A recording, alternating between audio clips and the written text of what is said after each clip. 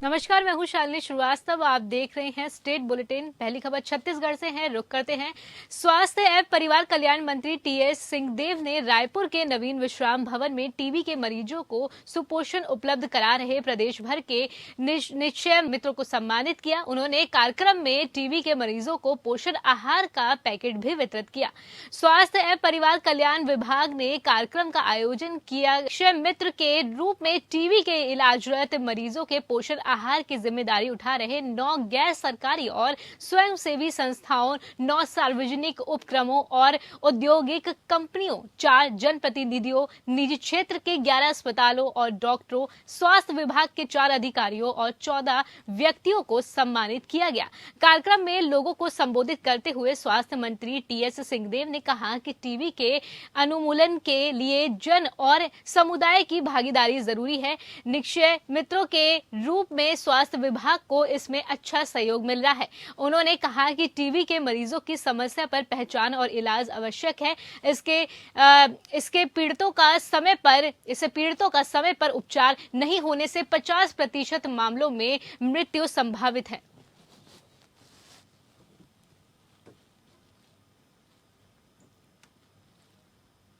जांजगीर चांपा जिले के चंपा में बिजली ऑफिस कॉलोनी वासी अपनी बदहाली पर आंसू बहा रहे हैं। गर्मी आते ही पानी की बूंद बूंद के लिए तरस रहे कॉलोनी के लोग इस 132 के केवी बिजली ऑफिस के अंदर एक पानी का कुआं है जो गर्मी में लगभग सूख जाता है। ऐसे में कॉलोनी वासियों को सुबह और शाम को बड़ी मुश्किल से 2 बाल्टी पानी मिल पाता है। पूरा कॉलोनी इस कुएं पर निर्भर है, लेकिन सरकार की तरफ से आज तक इसका कोई समाधान नहीं हो पाया है। चुनाव के वक्त जनप्रतिनिधि समस्या के समाधान की बात कहते हैं, लेकिन चुनाव जीतने के बाद इस कॉलोनी में आकर दोबारा देखते भी नहीं है। आज तक इन लोगों की पानी की समस्या का कोई समाधान नहीं हो पाया है। प्रमोद कुमार पुर्री, क्या सब ये चांपा 132 की भी कॉलोनी है। यहाँ ट्रांसमिशन के कर्मचारी, डिस्ट्रीब्यूशन के कर्मचारी, करीब 20-22 परिवार लोग निवासरत हैं। यहाँ पानी की इतनी गंभीर समस्याएं हैं कि देखो, यहाँ कुआं में आप लोग जाके देखेंगे, कुएं में थोड़ा सा पानी है, मुश्किल से 2 मिनट पानी पीने को मिल रहा है। उसमें आदमी कूलर में भरे कि पीने के लिए भरे कि बच्चे नहाएं। सबके यहाँ छोटे छोटे बच्चे आए दिन बीमार पड़ रहे हैं। और बरसात के दिनों में इसमें छिपकली, छोटे छोटे जीव जंतु गिरते हैं कुएं में, जो कुएं के माध्यम से पीने तक पानी में आ जाता है।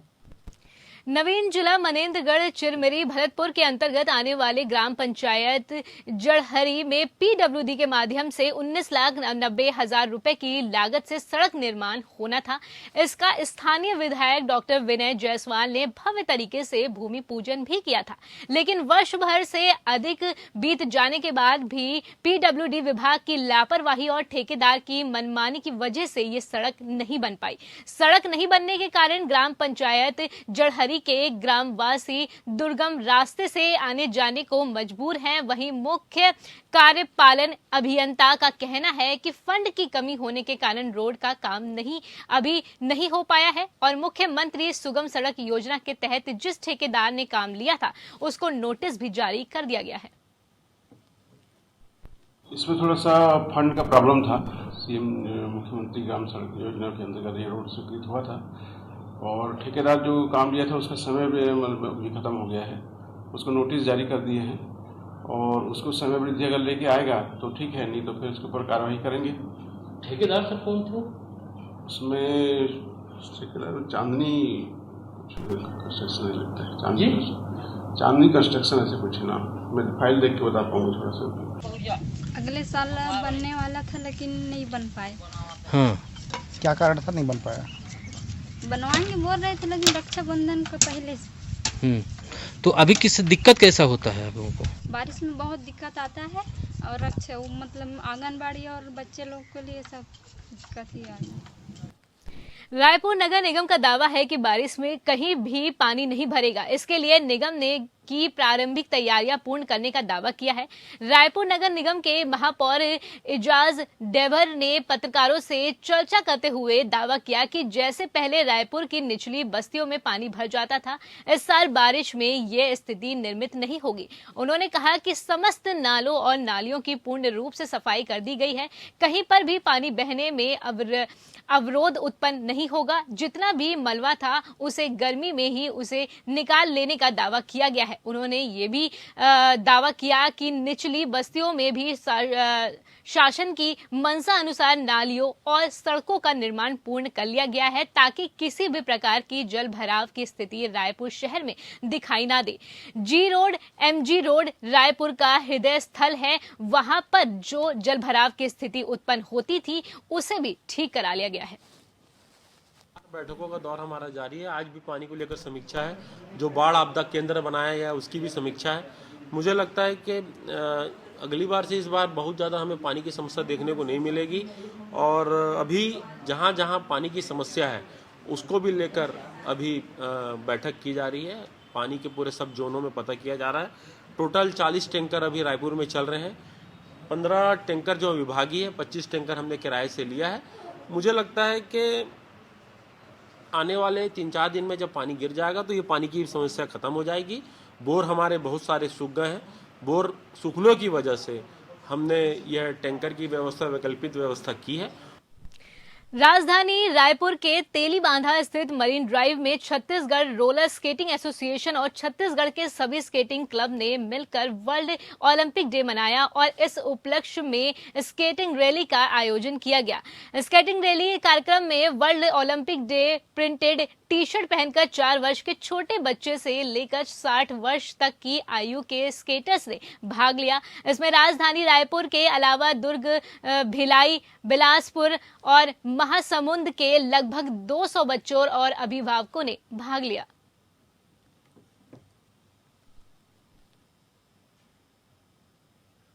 अमृतसर की यात्रा कर वापस अपने शहर अमरावती लौट रहे एक परिवार के साथ पुरनखेड़ी टोल प्लाजा पर टोल चुकाने को लेकर विवाद हो गया, जिसमें टोल कर्मियों ने एकजुट होकर परिवारों के साथ जमकर मारपीट की, जिसकी वजह से परिवार की कुछ महिलाएं और बालिकाएं घायल हो गई हैं। वहीं पीड़ित परिवार की शिकायत कोलारस थाना पुलिस ने कार्रवाई करते हुए 6 टोल कर्मियों के खिलाफ मारपीट की धाराओं में केस दर्ज कर कार्रवाई शुरू कर दी है। ऐसा हुआ कि हम ये टोल टैक्स से क्रॉस कर रहे थे तो टोल टैक्स वाले के उनके स्कैन नहीं हुआ, हमारा कोई स्कैन नहीं होने से उसका प्रॉब्लम उन्होंने हमारे टोल टैक्स में पैसे भी है उसको बताया भी मोबाइल का, मतलब पिछले इसमें भी पैसे कटे। अभी हम लोग कम से कम 40 से 50 टोल क्रॉस करके आए, सब में हमारे पैसे कटे और अभी हमारे इसमें बैलेंस भी है।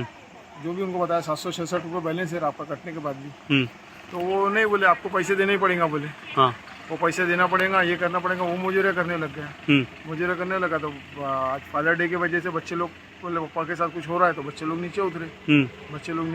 तो एक बच्चा वीडियो बना रहा था, लड़की, तो जो लड़की वीडियो बना रही थी तो टोल टैक्स का एक लड़का है, उसने उसका बाल खींच के फेंक दिया, मोबाइल ही फेंक दिया और उसका बाल खींच के दूर फेंक दिया। तो हमारे का जो नहीं था तो वो उसको चिल्लाने लगा, तो सबके सब भिड़ गए, पूरे 10-15 लोग लाठियों से और उससे मारे। सब 3 लड़कियों को तो खून निकल गया, एक का तो सर फट गया। अगली खबर पंजाब के नवा शहर से है। नवा शहर में रोडवेज बस में सफर कर रही महिला ने हाई वोल्टेज ड्रामा किया।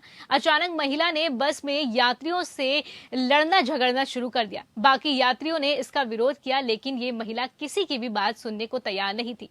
कंडक्टर के मना करने पर महिला बस के कंडक्टर से भी उलझ गई। महिला ने कंडक्टर के हाथ से टिकट काटने वाली मशीन छीन ली। अब इसका वीडियो वायरल हो रहा है।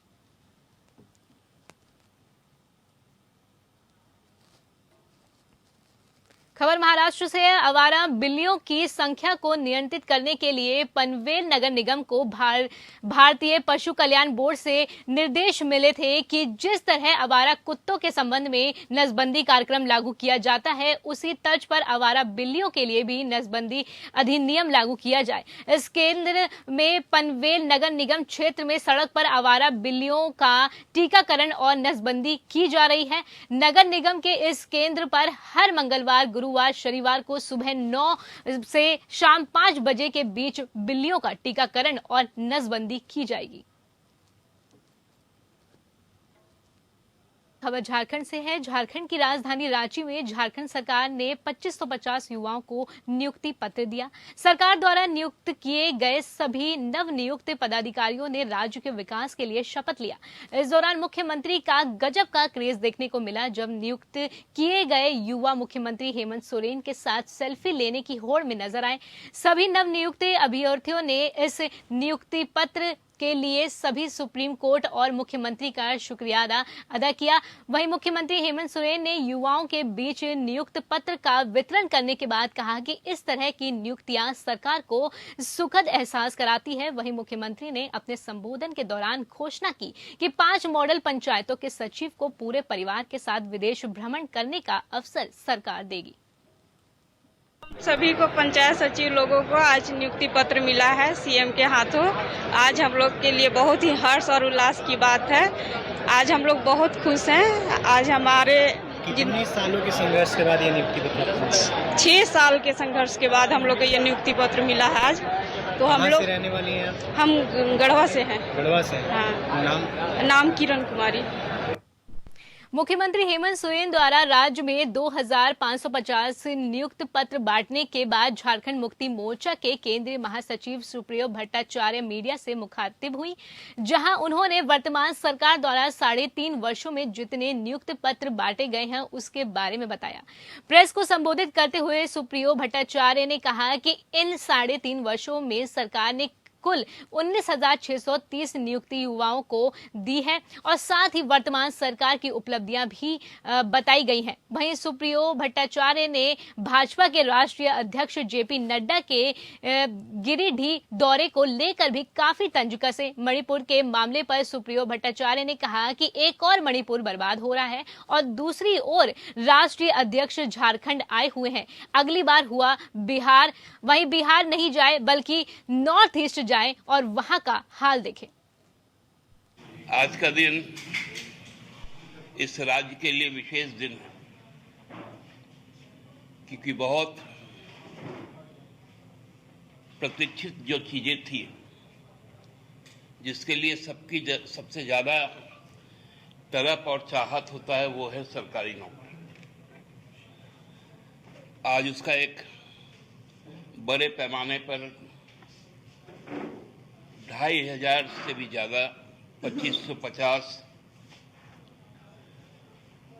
झारखंड के युवाओं के बीच में सरकारी नियुक्ति पत्र बांटे गए।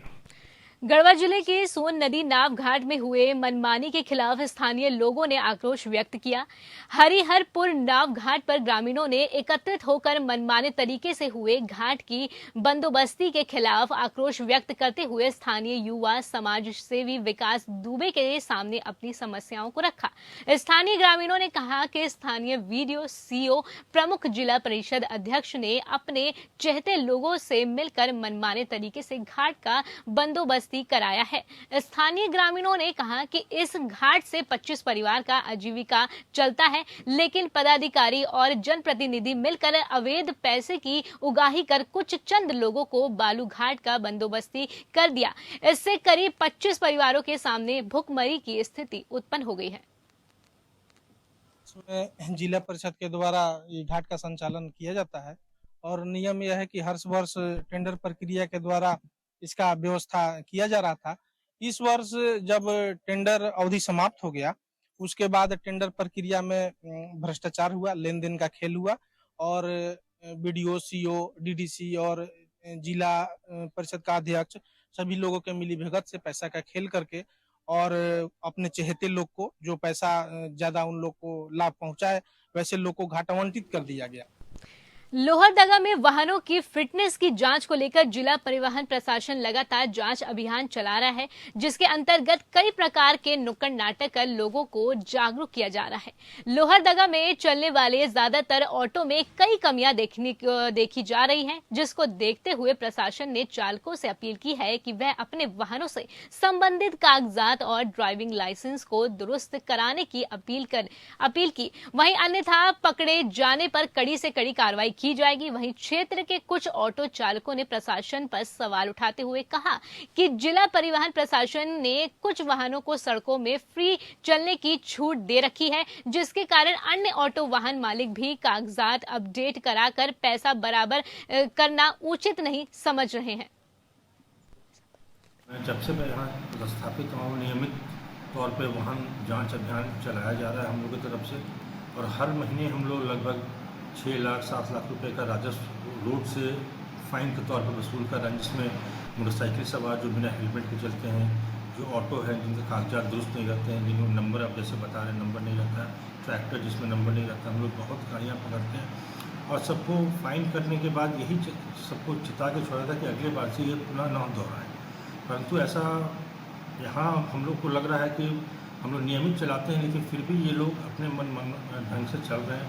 हम लोग इसके लिए जागरूकता भी कर रहे हैं, हर स्कूल में हम लोग का जागरूकता कार्यक्रम चल रहा है, हर महीने में हर जगह नुक्कड़ नाटक चौक चौराहे पर भी होता है। बोकारो स्टील प्रशासनिक भवन के समक्ष झारखंड गढ़वा जिले के भवनाथपुर से आए हजारों की संख्या में मजदूरों ने बोकारो स्टील प्रबंधन के खिलाफ प्रदर्शन करते हुए जमकर नारेबाजी की और अनिश्चितकाल के लिए धरने पर बैठ गए। मजदूरों के प्रदर्शन को देखते हुए सेल से सुरक्षा कर्मियों ने उन्हें बैरियर लगाकर रोक दिया। दरअसल सेल बोकारो स्टील के गढ़वा के भवनाथपुरा स्थित तुलसी दामर में संचालित डोलोमाइट खदान और चूना पत्थर खदान को 16 फरवरी 2020 को बंद कर दिया गया था, जिसके चलते मजदूरों के समक्ष भूखमरी की स्थिति उत्पन्न हो गई। दोनों ही प्लांट में 3000 से अधिक मजदूर जो है वो काम कर रहे थे।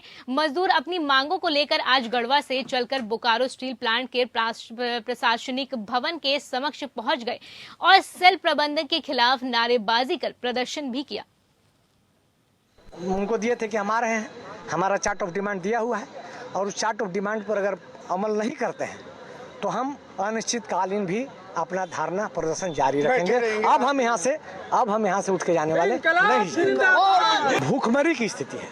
बताइए कि जो आदमी 30 साल से काम कर रहा हो, खदान में 30 साल से लोग काम कर रहा था, एकाएक खदान को बंद कर दिया गया, तो उस खदान में काम करने वाले 3000 से अधिक परिवार, परियोजना प्रभावित परिवार, मजदूर, ड्राइवर, खलासी, लोडर, बैगन loader, highway operator, dumper operator, बैगन लोडर, डंपर लोडर, तमाम तरह के जो मजदूर काम करते हैं, भूखमरी की स्थिति। वो आपके यहाँ बोकारो की तरह स्थिति नहीं है।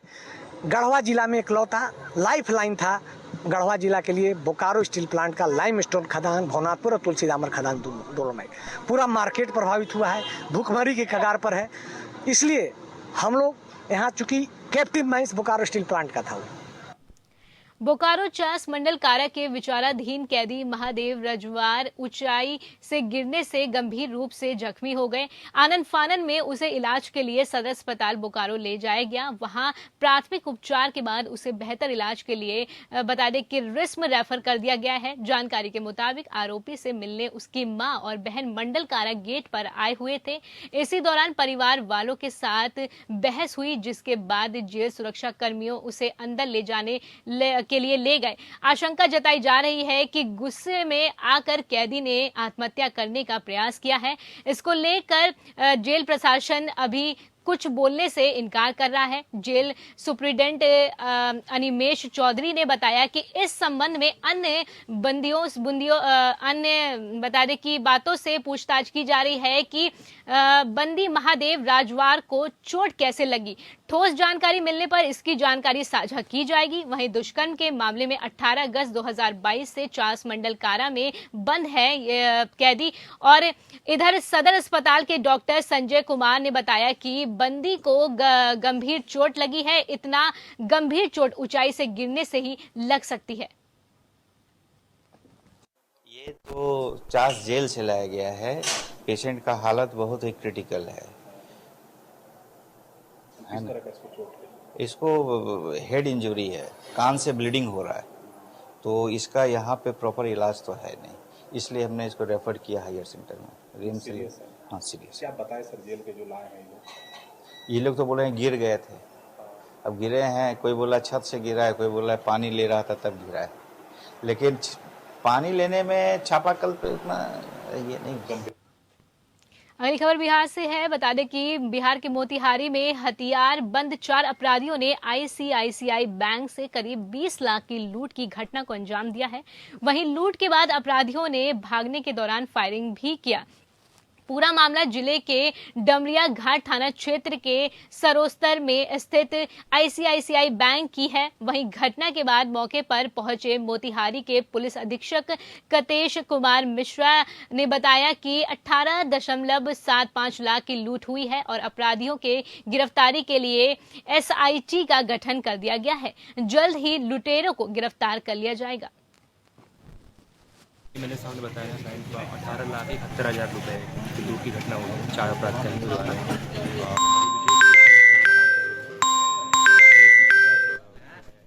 जितने टीम गठन किया गया है एसडीपीओ चकिया उसमें है और बाकी जो यहाँ के लोकल इंस्पेक्टर्स और एसआई हैं और बहुत जल्दी हम लोग अपराधियों को पकड़ेंगे। फिलहाल इस बुलेटिन में अभी बस इतना ही। आप मुझे दीजिए इजाजत। नमस्कार।